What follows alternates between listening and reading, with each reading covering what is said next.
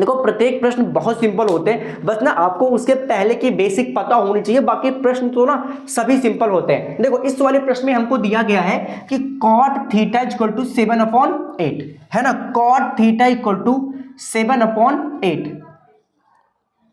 अच्छा बताओ कि cot थीटा आया कहां से होगा, तो आपके पास बहुत सिंपल सा आंसर होना चाहिए कि भैया cot थीटा का रेशियो जो बनता है वो कैसे बनता है, क्या आधार बटे लंब करके बनता है, आधार बटे लंब कहोगे हाँ, तो आधार बटे लंब यही है ना 7/8, कहोगे हाँ आधार और लंब गिवन है, बट कहां से, जहां पे मैं थीटा मान लूं वहां पे गिवन है। चलो मैं मान लेता हूं यहां पे थीटा, ये हो गया मेरा थीटा, ठीक है। यहां से बताओ मुझे आधार और लंब क्या क्या होगा।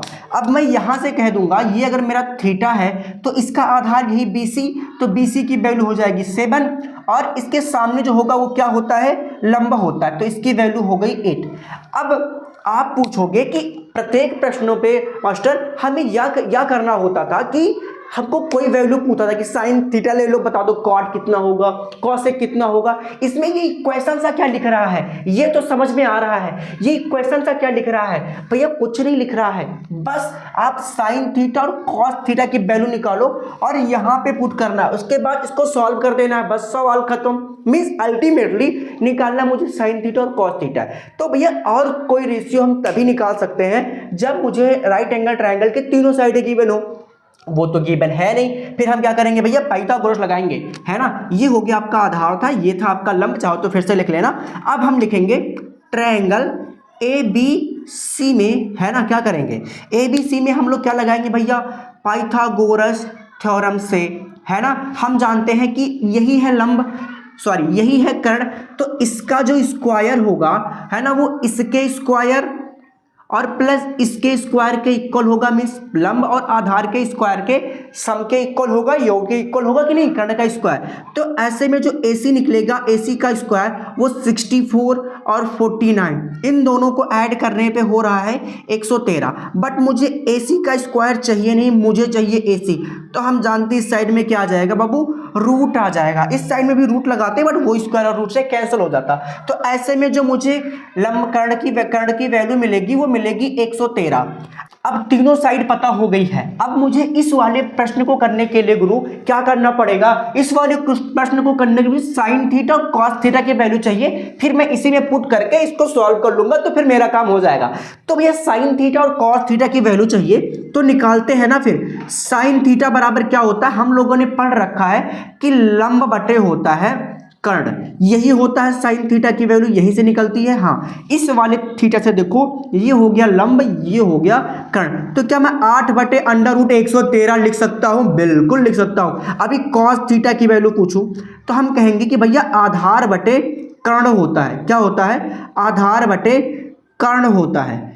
अब आधार ये है, कर्ण ये है, तो इसकी वैल्यू कितनी हो जाएगी, 7/√113। ये दोनों वैल्यू जब हम निकाल लेंगे उसके बाद इन दोनों चीजों की वैल्यू अगर मैं यहां पे पुट करूं, है ना, कि अगर मैं पहले वाले को सॉल्व करने चलता हूं तो मुझे लिखा गया है कि 1 प्लस साइन थीटा और अगले ब्रैकेट में 1 माइनस साइन थीटा, ब्रैकेट को क्लोज ब्रैकेट क्लोज करने के बाद अपॉन में है 1 प्लस कॉस थीटा और अगले ब्रैकेट में 1 माइनस कॉस थीटा। देखो मुझे अब क्या करना है, इस वाले प्रश्न में ना अब इन दोनों की वैल्यू बस पुट कर दो, सवाल आपके सामने आपके हाथों में होगा आंसर, है ना। देखो क्या लिखा हुआ है, ये लिखा हुआ है कि 1 प्लस साइन थीटा की वैल्यू यहां से उठाओ तो 8/√113 मल्टीप्लाई बाई 1 माइनस 8/√113, ठीक है, होल अपॉन में करेंगे तो क्या हो जाएगा।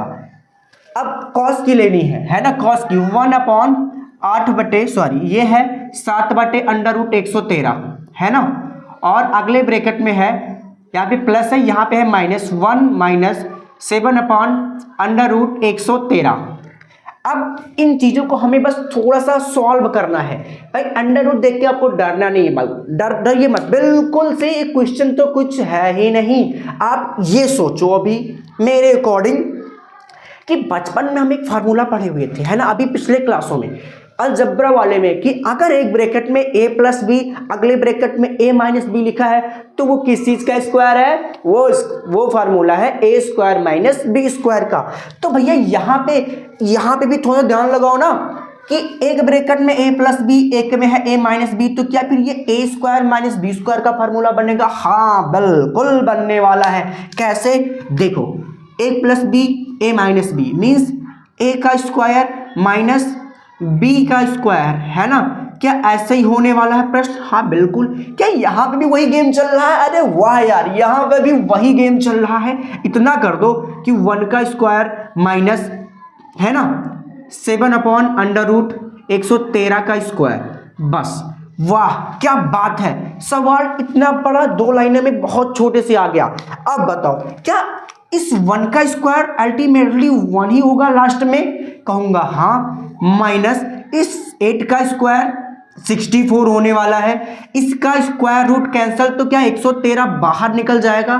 बिल्कुल निकलेगा। यहाँ पे 1 का स्क्वायर 1 माइनस 7 का स्क्वायर होता है 49, है ना? कितना होता है? 49 अपॉन में अंडर रूट का ये जो 113 था वो रूट और स्क्वायर कट के क्या हो जाएगा?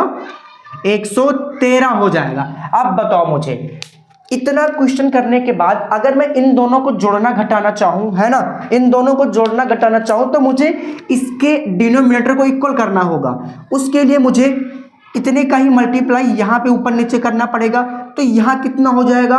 113 माइनस का 64 और दोनों का डिनोमिनेटर इक्वल, तो मैं लिख दूंगा 113 अपॉन में, ये हो गया होल अपॉन। फिर वही काम यहाँ पे 113 यहाँ पे भी हो जाएगा, माइनस का 49 और अपॉन में 113 इसके डाउन में। तो कभी भी ऐसे कंडीशन में ना अगर फर्स्ट और थर्ड वाला सेम है तो कट जाता है, सेकंड और फोर्थ वाला सेम है तो कट जाता है। तो क्या यहाँ वाली चीज यहाँ से कट जाएगी?